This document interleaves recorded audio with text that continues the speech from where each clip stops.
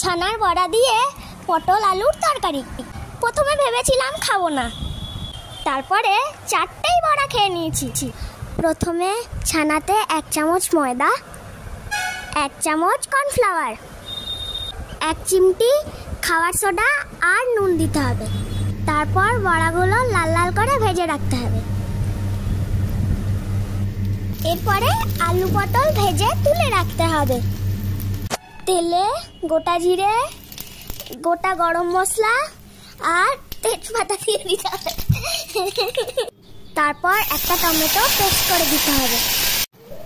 এরপরে একে একে আদা বাটা,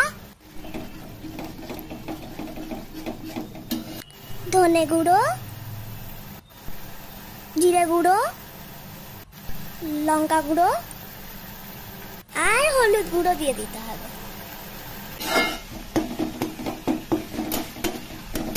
মশলাটা ভাজা ভাজা হয়ে গেলে অল্প জল দিতে হবে।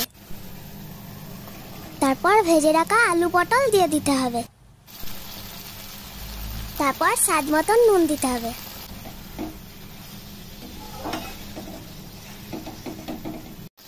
মাঝে মাঝে অল্প অল্প জল দিয়ে কষাতে হবে। 2 চামচ দই, মিষ্টি আর নুন আর কাশ্মীরি লঙ্কা গুঁড়ো দিয়ে একটা পেস্ট বানাতে হবে।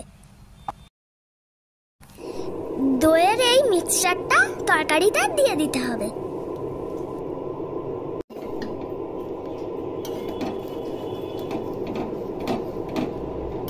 তরকারি ফুটে উঠলে ছানার বড়াগুলো দিয়ে দিতে হবে।